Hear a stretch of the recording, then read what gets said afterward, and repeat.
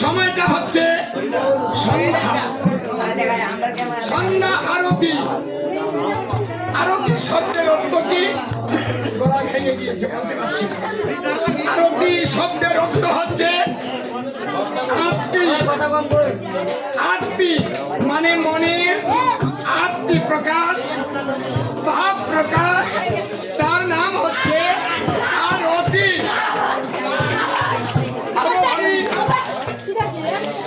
নীরবে নিস্তব্ধে আরতি দর্শন করিতে হয়। হরি ভক্তি বিলাসে বলছি, যদি কোনো ব্যক্তি আরতি একবার দর্শন করে তাহলে সেই ব্যক্তির দাপর যুগে 1 মাস পূজা হয়ে যায়। আরতি দর্শন করিলে দাপরের পূজা হয়। যদি নাম যজ্ঞে কেউ হেঁটে হেঁটে যায় তাহলে তার প্রতি পদে পদে একটা করে অশ্বমেধ যজ্ঞ হয়। হাত লেওলা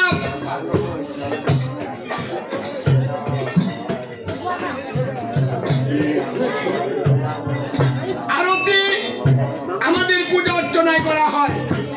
কেন করা হয়? আরতি কেন এসেছে, কে করেছে, কিভাবে আসলো আরতি? দেখুন, গোপাল যখন গোচারণে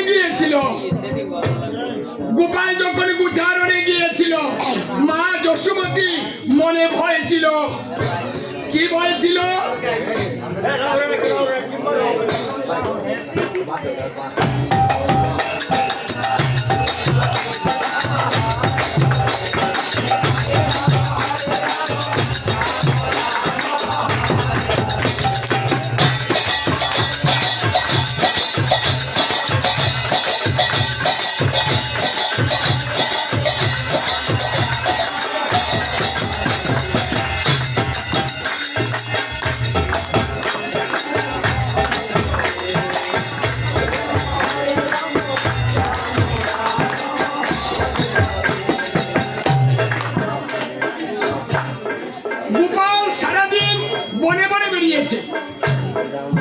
মায়ের মনে ভয়, যদি গোপালের গায়ে কুবাতাস লেগে থাকে তাহলে এই কুবাতাসটা দৌড়াতে হবে, তাড়াতে হবে, দূর করতে হবে।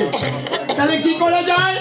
মা ধূপ দীপ জ্বালিয়ে বসে থাকতেন। গোপাল যখন আসবে তখন গোপালকে আমি ধূপ দীপ দেখাবো। এই যে, তাহলে ধূপ দীপ দেখালে কি হয়? ভূত দূরে চলে যায়, পেট দূরে চলে যায়, পিশাচ দূরে চলে যায়। এই আরতিতে যে দোয়াটা হয় ধূপের, এই দোয়াটা যে পর্যন্ত যাবে, যার গায়ে লাগবে তার দেহে থেকে অমঙ্গল নাশ প্রাপ্ত হয়। এই জন্য আমাদের শাস্ত্রে প্রত্যেকটা পূজা অর্চনায় এই আরতির বিধান করা হয়েছে।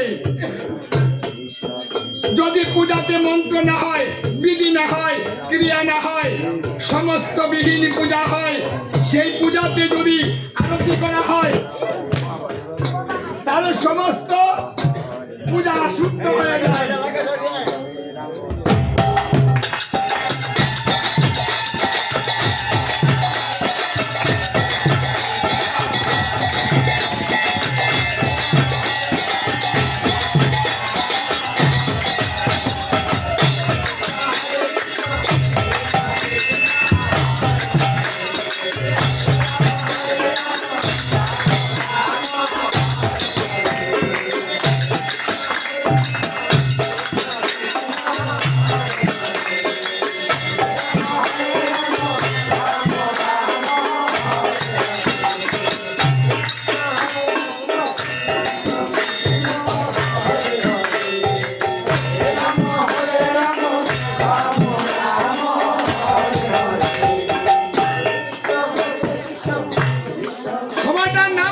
সন্ধ্যা। সন্ধ্যা শব্দের অর্থ কি? গুরুদেব যখন দীক্ষা দেন দিয়ে বলেন যে তুমি সন্ধ্যা আহ্নিক করো, ত্রিসন্ধ্যা মানে 3 বার সন্ধ্যা করবে।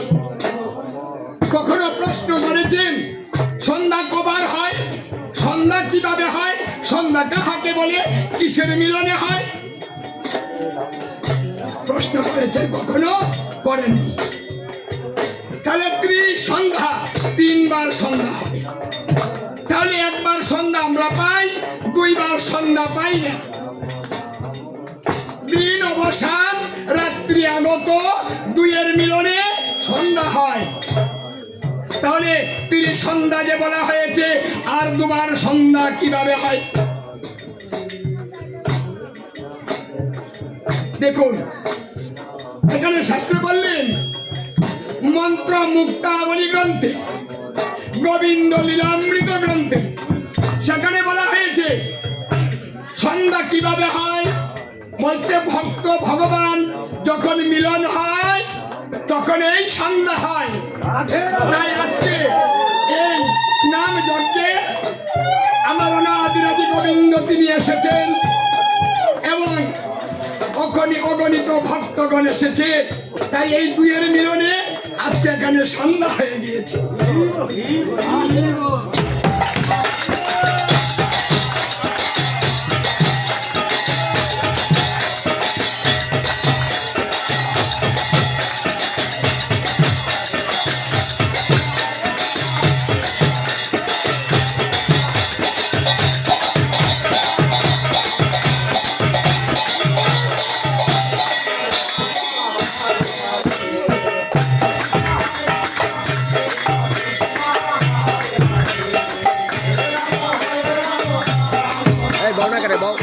দাঁড়ায় থাকতে নাই, দাঁড়ায় থাকতে নাই, বসো।